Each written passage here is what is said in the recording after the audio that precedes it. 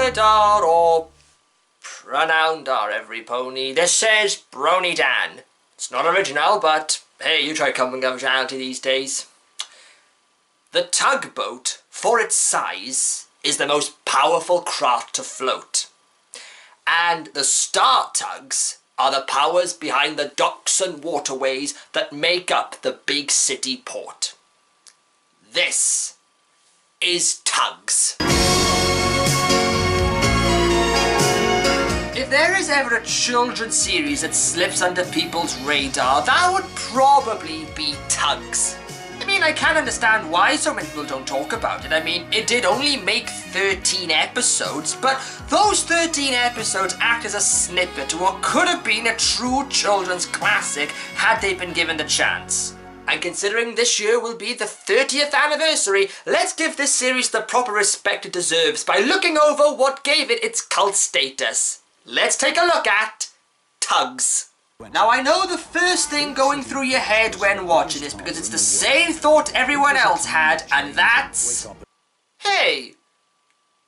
This just looks like Thomas the Tank Engine, but with boats. And... technically, you're right. After Thomas's second series was completed and is now considered to be the best series in the show, director David Mitton and producer Robert D. Cardona decided that they wanted to make their own original children's series without it being based on another popular work. There's no clear evidence for why they chose to centre on a fleet of tugs, but some believe it was influenced by the Disney short Little Toot from their 1948 package film Melody Time. Could have fooled me. The series takes place in the fictional big city port in the 1920s in... Merry... England...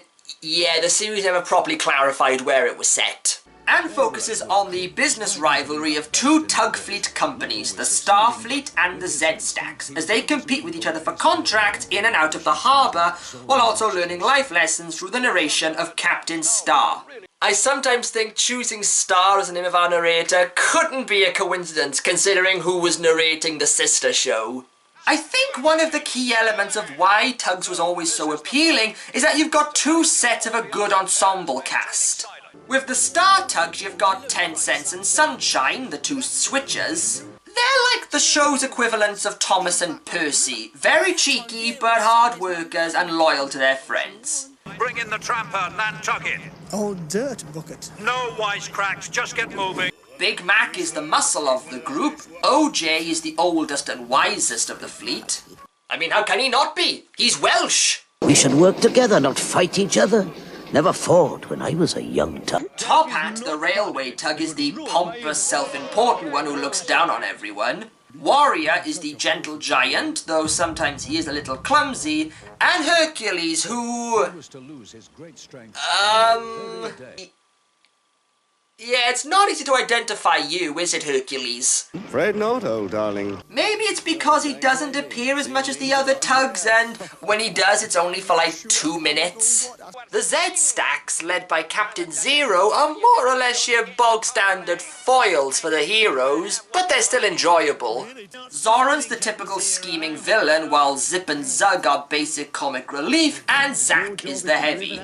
Though surprisingly, the Z-Stacks do have probably the most complex character on the show. Well, well, well. Captain Zero's little Zippy. Hello, Johnny. Mr. Cuba. G'day, nice to see you. While Zebedee has all the traits of a Z-Stack, he is the only one who seems to have a conscience and is willing to help the Star Tugs, particularly in the episode High Winds. If you ever think of leaving the Z-Stacks... What? You crazy? Today was today, okay? Oh, yeah, well, just a thought. Had this series had gone on, I would have liked to have seen this character development. I know there are other characters as well, like Grampus, Lily Lightship, the Fire Chief, Blue Nose, Lord Stinker, Boomer, but if we go through everyone, we'll be here all day. Now, as I said, because you've got the same people who worked on Thomas doing the show, they employ some of the same techniques.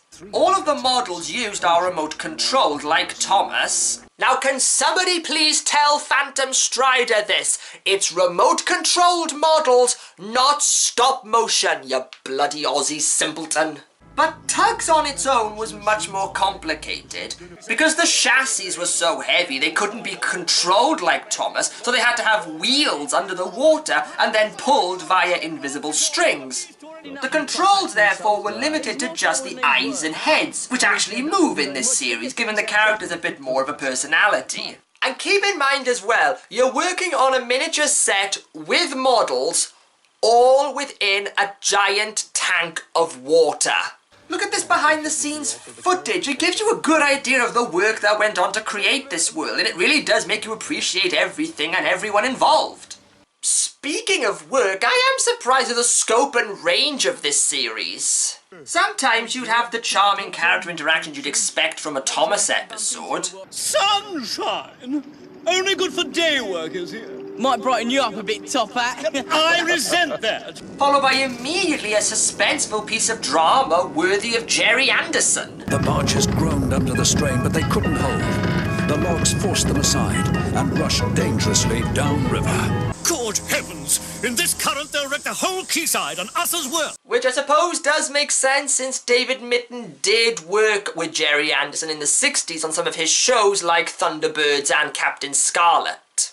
And nowhere is that Anderson style of production more prominent than in the episode Munitions. It starts off with the Tugs being annoyed by the naval tug Bluenose and his orders, you know, standard stuff. But then you come around the 10-minute mark and the entire episode just becomes a pyrotechnics wet dream.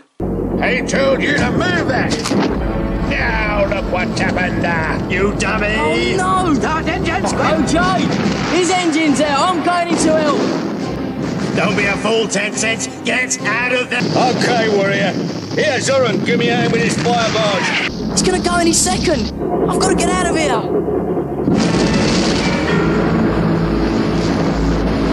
10 cents! It's 10 cents! Seriously, folks, genuine fire, explosions, collapsing piece of set, and... Wait, was that Big Mickey? It took real skill to make that move. He saved us all for sure. Holy shit, they actually killed off a prominent character in this series. Damn! I'm not dead! Oh, fuck off. Seriously, as a kid, this shit was intense. You never used to get this type of stuff in Thomas.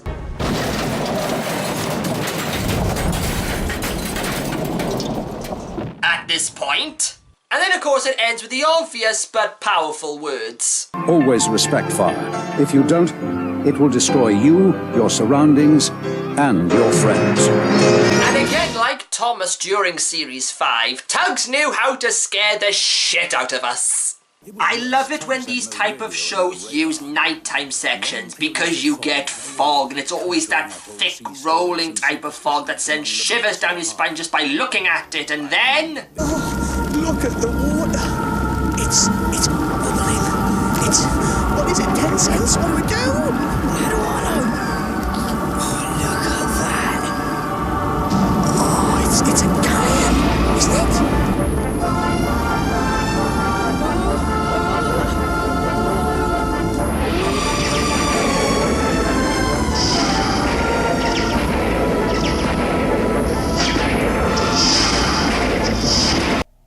More sugar frosted nightmares, please. As a child and even as an adult, this was probably the most terrifying moment in children's television. How many nightmares must have been generated just from the visuals and the music? Speaking of music, you've got Junior Campbell and Mike O'Donnell composing, and they bring the same attention to detail and charm as they did with Thomas. In fact, sometimes you could say it overlapped. I mean, listen to this piece. Push me under that rail, quick! What? Oh yes, I see! I get the idea!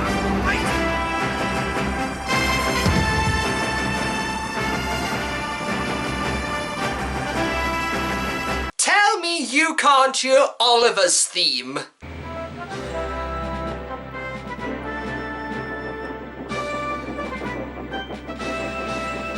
So with everything that's been said, you're all probably thinking, well, holy shit, BronyDan, this show sounds incredible. Why did we only get 13 episodes?